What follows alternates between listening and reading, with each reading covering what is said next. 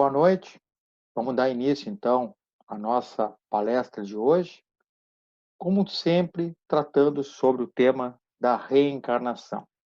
Eu tenho estudado bastante esse assunto e assim me sinto à vontade para dividir com vocês alguns temas desse princípio básico da religião espírita, da nossa filosofia kardeciana, que estão ligadas aí à ideia da lei do renascimento.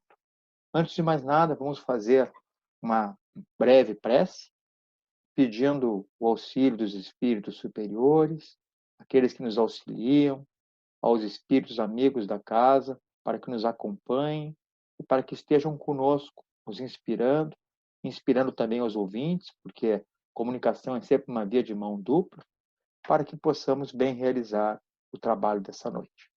Que assim seja. Muito bem. Então, na nossa última oportunidade de nos encontrarmos aqui nas palestras virtuais da Legião, conversamos sobre a questão das provas da reencarnação. Mas conversamos apenas sobre os indícios indiretos da reencarnação. O que são indícios indiretos? São indícios que levam a uma constatação, e essa constatação pode levar, então, à ideia de que a reencarnação é uma hipótese viável. O que falamos na ocasião? Falamos, em primeiro lugar, das famosas experiências de quase morte. Então, alguém fica em coma durante 2, 3 semanas e projeta a sua consciência, consegue verificar os procedimentos que foram adotados pelos médicos, uma operação de emergência, por exemplo, consegue até mesmo descobrir o que estava acima de um grande armário, colocado na sala do hospital, onde foi operado, ou na sala da convalescença, na UTI, onde esteve em coma durante um período. Então, consegue dizer depois, quando volta à sua consciência, em cima daquele armário ali, de quase 3 metros, tem um chapéu de praia, uma coisa muito esquisita, né? Não sei por que tem um chapéu de praia aqui. E as pessoas, caso coloquem uma escada e subam ali, vão efetivamente encontrar aquele objeto. Então, há vários relatos, situações similares a essa, ocorridas aí com pessoas que experimentam essa EQM, experiência de quase morte. E qual é o indício que se retira daí? Que a consciência, ela sobrevive ao colapso do cérebro. Então, o cérebro lesionado, o cérebro atacado por uma infecção muito forte, uma hemorragia, uma perda muito grande de sangue, e, no entanto, a consciência se mantém. O que demonstra que, se a consciência sobrevive ao colapso do cérebro, ela pode se jungir novamente a um novo corpo somático para uma nova experiência reencarnatória. Porque nós sabemos que a reencarnação é necessária porque ela nos traz o contraste. É o contraste que nos faz evoluir. É, no caso, essa separação, essa clivagem, né, entre aquilo que é o princípio espiritual e aquilo que é o princípio material. Quando entramos em contato com o princípio material, a nossa evolução, a nossa aptidão para enfrentarmos certas circunstâncias e para elegermos algumas alternativas é colocada à prova. Então, é preciso esse contraste entre estar, né, no plano espiritual e estar encarnado no plano material, para que nessa fase, nós somos ainda espíritos muito imperfeitos, para que nessa fase o progresso possa acontecer. Então, a experiência de quase morte demonstra que a consciência não é um produto do cérebro. Mesmo o cérebro em colapso poderia, em tese, então, não impedir que a consciência se projetasse e que a consciência tivesse acesso a informações, a palavras, a dados que estão em um dado ambiente. Depois, também a ideia das crianças prodígio, que por alguma razão, em alguma memória extracerebral, não é? Ficam registros de grandes conhecimentos matemáticos, musicais, que são linguísticos. Crianças que com 6, 7, 8 anos falam 15, 20 idiomas. linguísticos que ficam armazenados, né? Por algum motivo, não há perda momentânea dessa memória de conquistas, de habilidades, de dons que esses espíritos já amealharam ao longo da sua jornada evolutiva. As ideias inatas. Então, pessoas, não é? Que desde a tenra idade possuem trejeitos, possuem ideias firmadas a respeito de dadas circunstâncias que parecem que não foram angariadas nessa vida, nessa reencarnação presente. Então, alguém, né, que conhece o netinho, diz, mas a maneira de falar do fulaninho é exatamente igual ao do meu bisavô, que eu tive contato até os 12 anos, quando ele veio a falecer. Tá? Ou essas ideias, por incrível que pareçam, são as mesmas ideias que a minha avó tinha. E a menina tem 7, 8 anos, nunca teve acesso a um programa de TV ou a alguma coisa na internet que lhe desse aquela linha de pensamento, mas ela reproduz, digamos assim, um pensamento que já é conhecido pela sua avó atual, porque estava referendando, né, linhas de convergência,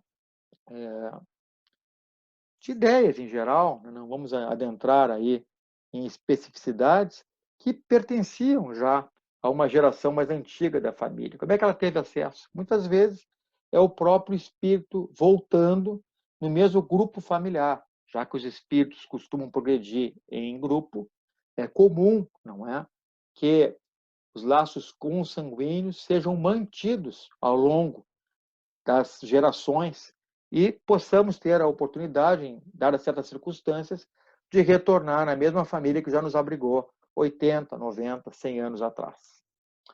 Também, além disso, a experiência do déjà vu, que hoje já está um pouco colocada de lado.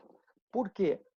Porque é um acesso muito grande a imagens, a informações da internet. Então, hoje, praticamente, você quer verificar uma vila medieval da França, né? Coloca o nome da vila, já sabe a localização pelo Google Maps, consegue ver fotos, consegue ter até aquele Street View, que tu te coloca numa rua e começa a andar pela rua através do Google Earth, né? Então, hoje, não é mais um meio indireto de prova de nada.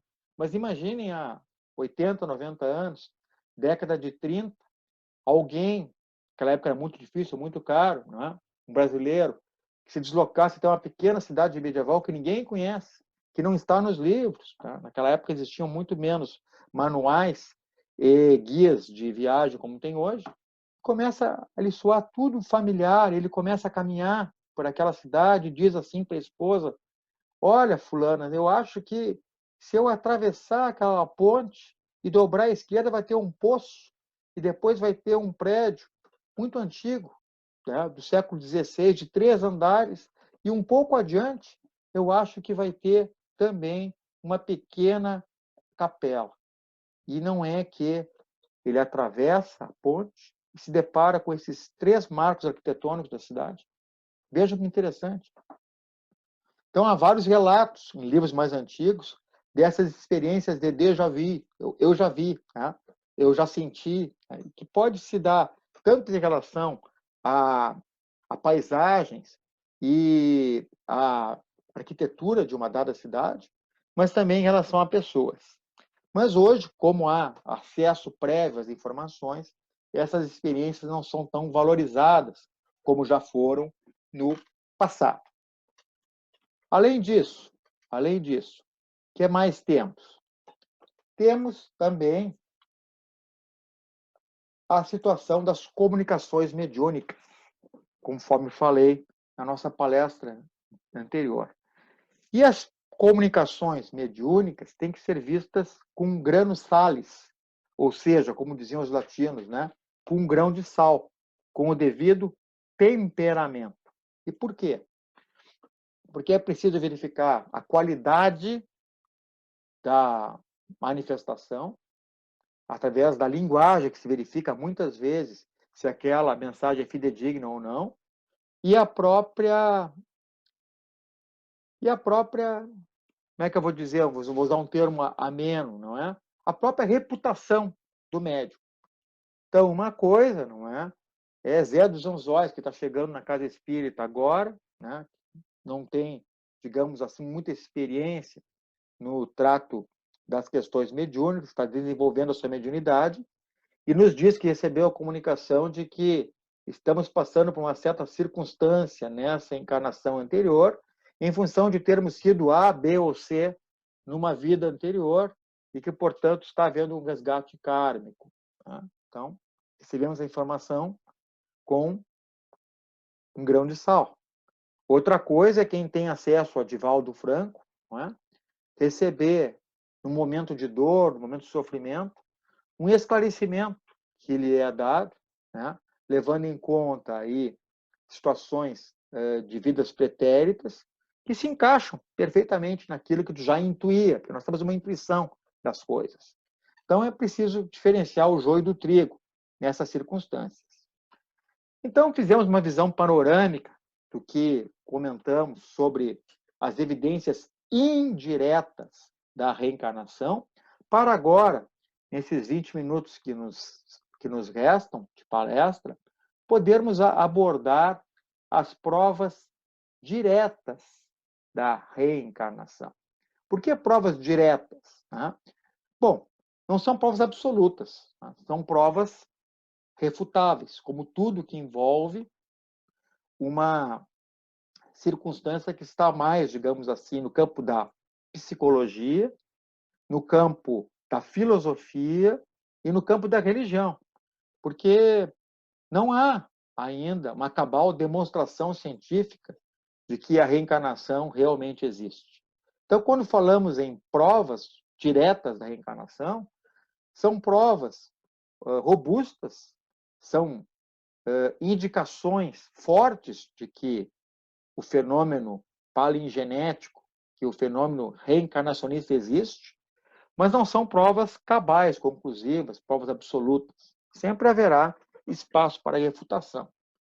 E talvez em outra oportunidade a gente possa fazer uma palestra sobre as principais críticas que se faz à ideia reencarnacionista e qual é, digamos assim, o contraponto que os reencarnacionistas apresentam a essas críticas. Então, um tema para uma próxima palestra.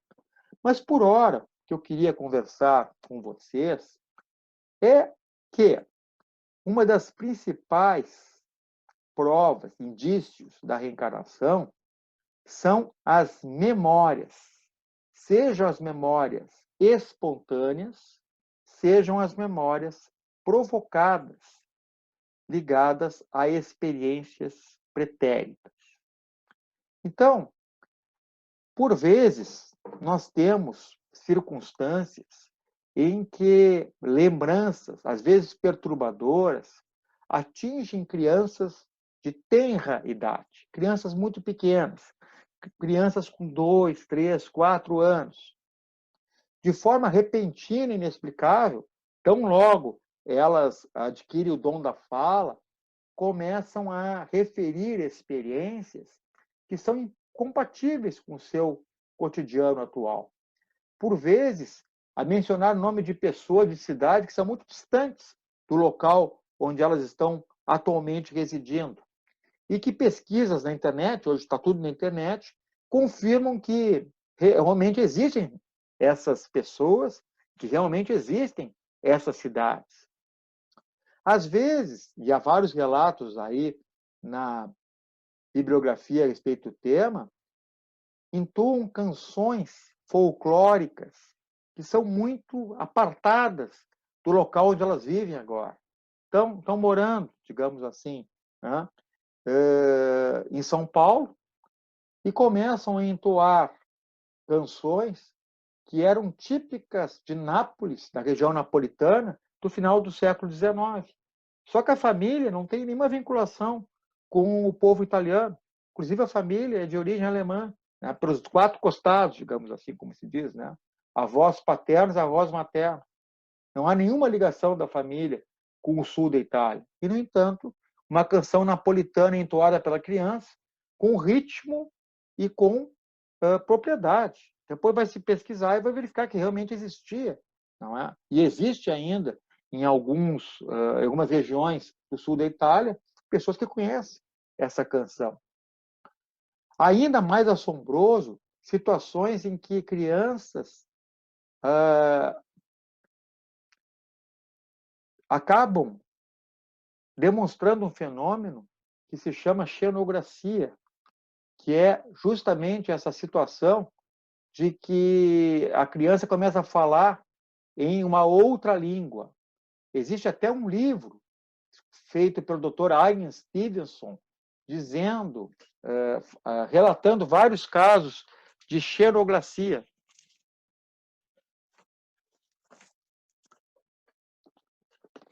Aqui, ó, tenho aqui 2 livros para mostrar. Ian Stevenson, xenoglossia. Esse é o termo correto. Eu estava procurando aqui nas minhas anotações o termo correto, que eu tentei me lembrar de cabeça, mas me faltou a palavra, peço perdão. O termo é xenoglossia. Xenoglossia, livro do Dr. Ian Stevenson, tratando sobre o tema. Então, a criança, em situações mais raras, começa a falar em um idioma que não é conhecido da família. Aí chamam-se estudiosos, vai até a universidade e verifica-se que a criança está falando em polonês.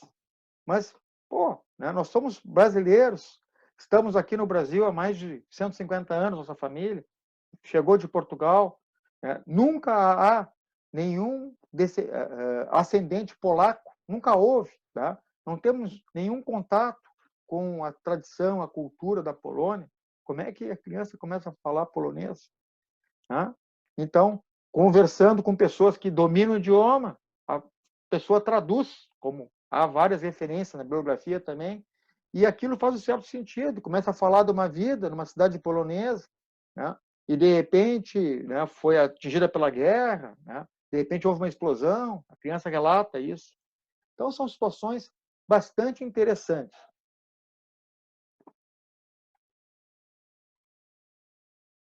E todas essas situações são referidas neste livro também do professor Ian Stevenson, né, falecido em 2007, em que ele, pesquisando mais de 1.500 casos de reencarnação, elegeu 20 que estavam muito bem documentados. Então, vejam, 20 casos que sugerem a reencarnação. O título em inglês é justamente esse, 20 casos que sugerem a reencarnação, porque apesar de haver uma evidência robusta em cada um desses casos, sempre há a possibilidade, não é, de que haja refutações ao estudo que ele fez, à análise que ele fez. Então, o professor Ian Stevenson era um professor catedrático da Universidade de Virgínia e, portanto, procurava adotar um rigor científico no estudo de seus casos. Ele trouxe uma hipótese que se robustece década a década, mas ainda não é uma verdade comprovada pela ciência. Ainda que mais e mais pessoas que investigam o fenômeno reencarnatório, como eu investigo, estamos cada vez mais familiarizados com o tema e cientes de que, realmente, com 99,999% de certeza, é a explicação mais plausível para uma série de circunstâncias que nos acometem nas nossas vidas atuais e que, às vezes, não têm uma explicação das religiões ditas tradicionais, que não aceitam a reencarnação. Então, quando o professor Ian Stevenson fez a sua pesquisa, nos anos 60 e 70, um pouquinho dos anos 80 também, viajou por todo o mundo com recursos obtidos a partir de uma doação de um dos herdeiros da Xerox americana, que também era interessado no tema. Então, ele fez uma pesquisa bastante exaustiva e colacionou casos em todo o mundo. Então, nós temos o caso, por exemplo, das irmãs Pollock, no Reino Unido, que eram 2 irmãs que faleceram vítimas de um atropelamento através de uma carruagem, e que na mesma família vieram a nascer, né, como gêmeas, praticamente 6 ou 7 anos depois do óbito, e que reconheciam os brinquedos, não é? E apesar de serem gêmeas, uma se portava como irmã mais velha e a outra se portava como irmã mais nova. Uma série de circunstâncias bastante interessantes que estão nesse livro, que eu recomendo muito a leitura. Vou trazer mais uma vez aqui. Ian Stevenson, 20 casos que sugerem a reencarnação.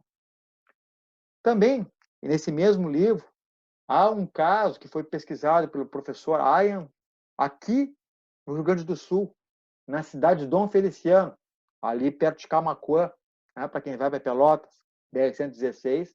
Ele veio a Porto Alegre, foi até Taquara, foi até esse município pequeno, ainda hoje pequeno, Dom Feliciano, para conversar com as pessoas, que era o caso da Maria Januária de Oliveira, conhecida como Sinhazinha, uma situação bastante interessante.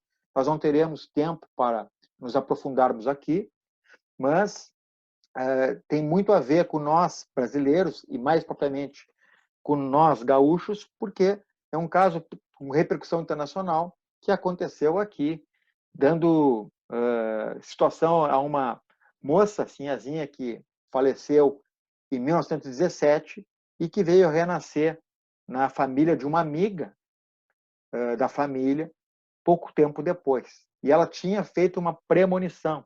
Ela disse, né, que estava doente, queria morrer, mas que tinha certeza que voltaria como filha da amiga. E, por incrível que pareça, isso realmente aconteceu. E há uma série de circunstâncias que estão relatadas pelo Ian Stevenson no livro, que denotam que não foi sugestão. E realmente a reencarnação se deu tal qual foi preconizado. Também temos o caso de Ravi Shankar, na Índia.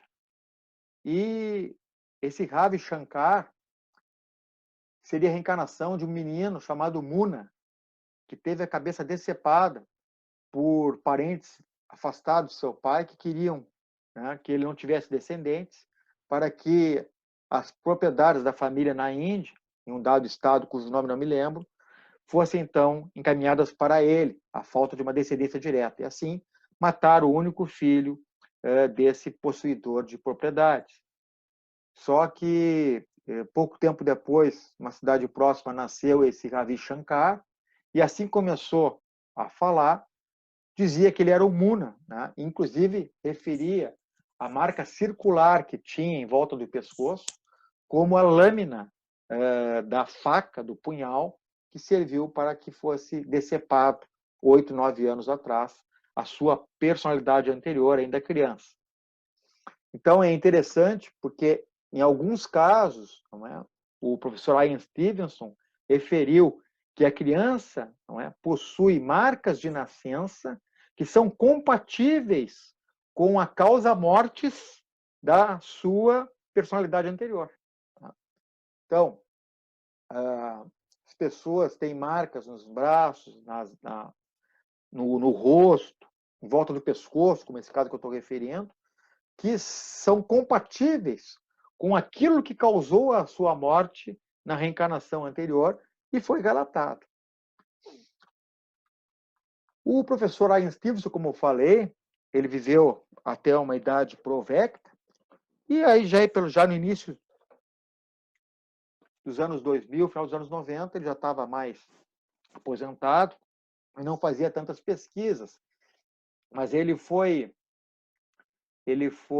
sucedido por um outro pesquisador que trabalhou com ele, depois que ele se aposentou, então assumiu essa posição lá na Universidade de Virgínia, chamado Jim Tucker. E esse senhor, Mr. Tucker, inclusive aparece num documentário que tem Netflix, Vida Depois da Morte, se não me engano, que tem várias situações ali, e uma delas fala sobre reencarnação. Então, vocês não percam, né, essa série Netflix, principalmente esse episódio 7, se eu não me engano, que se trata sobre a reencarnação, que vocês vão ver alguns casos pesquisados pelo Mr. Tucker. Então, pesquisa atual agora, de 2015, 2016, bastante interessante. Inclusive que a gente vê as crianças, né, quando referiam as memórias passadas, e vê agora eles como adultos jovens, com 21, 22 anos, qual é, digamos assim, o impacto, né, dessas memórias na sua vida. A gente vai ver que, realmente, quando a reencarnação se consolida em cada um de nós, por volta dos 6, 7 anos, não é? Que é chamado pelos pedagogos a idade da razão, então, de certa forma, está consolidada a reencarnação presente, essas memórias ficam cada vez mais esvanecidas, né? Cada vez mais recônditas, vão se tornando menos nítidas, até que a criança lembra que tinha lembrança, mas não tem mais aquela sensação vívida de ter vivido aquelas circunstâncias que ela relatava quando tinha 2, 3, 4, 5 anos. Muitas vezes o idioma que ela falava, ela deixa de falar, esquece, né? Aquilo se perde, porque está em uma memória extracerebral que não fica mais acessível quando a sua reencarnação acaba por se consolidar. E é natural, né? Ela precisa viver essa experiência para continuar a sua jornada evolutiva. Portanto, aquelas memórias, né, que lhe assomavam na infância não estarão mais tão disponíveis assim, como regra geral. Então, nesse caso, né, do professor Tucker, existe um caso interessantíssimo, né, que é o caso de James Leininger, que nasceu nos Estados Unidos nos anos 90 e tinha, desde criança, nítidas memórias de ter sido morto por fogo antiaéreo. E aí se verificou uma série de circunstâncias. Tem até um livro chamado A Volta, né, que é muito interessante, pode procurar na internet. A Volta, é um livro que eu já li. Acho que eu até tenho aqui atrás. Não sei se eu consigo, no relance, trazer aqui para vocês, né, porque eu não pesquisei antes, mas é muito interessante esse livro, A Volta. E há um relato de como foi descoberta, digamos assim, essa reencarnação, cheia de detalhes muito interessantes. Não, pena que eu não separei antes de começar a falar. Mas o livro, então, retrata essa circunstância. Ter uma criança muito pequena, ter pesadelos horríveis, tá, dizendo que está queimando, que não consegue sair, e começa com uma tenra idade, né, 4, 5 anos, a desenhar aviões com detalhes. Os pais levam até um museu aeroespacial e ele conhece aviões da Segunda Guerra Mundial com mais detalhes do que os próprios curadores e membros do museu. E começa a referir uma série de dados técnicos, ninguém consegue entender, até que um dia ele refere um porta-aviões. Aí o pai faz a pesquisa na internet, descobre que aquele porta-aviões, que era um porta-aviões de comboio, porta-aviões não tão famoso como muitas belonaves que participaram do Teatro de Operações da Segunda Guerra Mundial, mas descobre um pequeno porta-aviões que serviu de apoio à invasão do Japão, até a ilha de Iwo Jima, em 1945.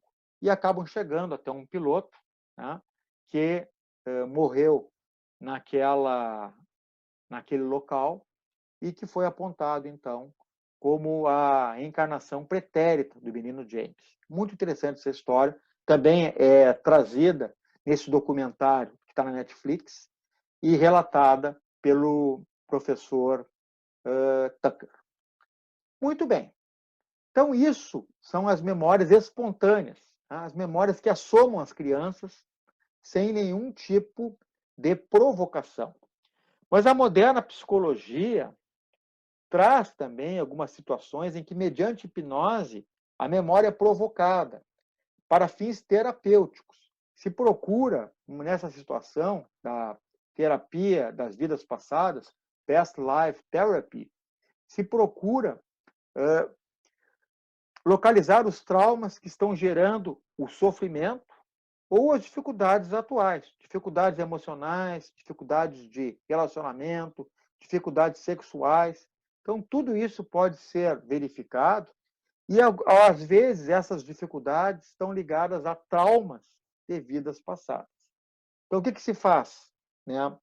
O terapeuta, que tem que ser um terapeuta experiente, que tem que ser alguém com formação específica, psicólogo ou médico psiquiatra, faz, então, uma regressão e consegue verificar, né, uma memória que está localizada num lugar muito profundo, né, nas profundezas do inconsciente, ou às vezes, costuma-se dizer que seria até mesmo uma memória extracerebral, consegue verificar e consegue trazer, não é, lembranças daquela circunstância que causou o sofrimento intenso numa vida passada e que agora está influenciando também o psiquismo, né, daquela pessoa, ainda que numa nova personalidade, mas a individualidade é a mesma, né? Porque quem pensa em última análise, nós sabemos, é o espírito. Né? O que somos?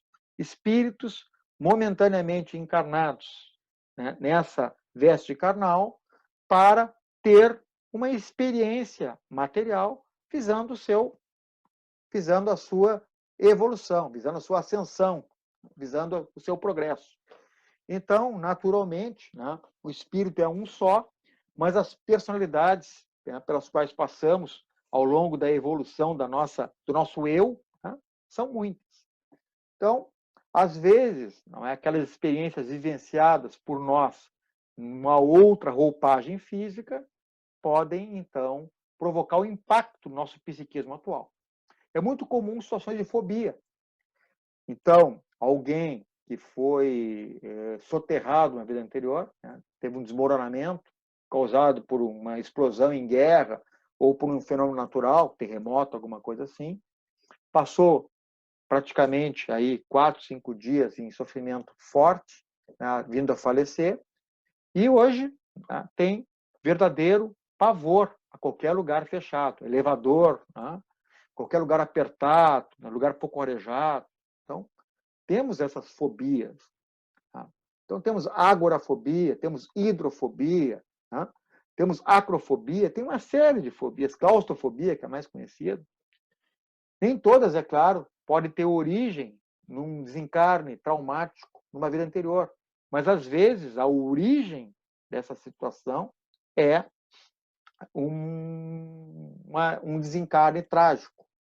Então, é preciso ficar atento a essas circunstâncias, não é? Então, para os autores, né, que tratam da terapia das vidas passadas, né, essa escola psicológica que tem ganhado cada vez mais adeptos, diz que a terapia pode ser particularmente útil no tratamento de fobias e pânicos injustificados, disfunções de alimentação, distúrbios sexuais e problemas de relacionamento em geral. Nesse caso, então, a memória ela não é uma memória espontânea. O terapeuta provoca a memória, que essa memória possa eclodir, para que aí se possa verificar quais são as causas daquele distúrbio que está atingindo o psiquismo atual. Certo, gente? Então, se pode dizer que as evidências diretas da reencarnação são as memórias de vidas passadas, que assomam de forma espontânea das crianças, ou aquelas que são provocadas cada vez mais, não é, para fins terapêuticos. Certo? Então, muito obrigado pela atenção de vocês. Eu vou me despedir através de uma pequena prece de encerramento. Então, pedimos aos nossos benfeitores espirituais, aos nossos amigos do plano maior, que continuem a nos inspirar, continuem a nos ajudar nessa nossa busca por cada vez mais conhecimento, já que sabemos que as duas asas que nos impulsionam para o alto são as asas da moralidade, que vem através da reforma íntima, e as asas da intelectualidade, que vem através do estudo, da reflexão e do debate com pessoas também interessadas nesses temas. Muito obrigado, então, pela atenção de todos e até a próxima palestra. Uma boa noite.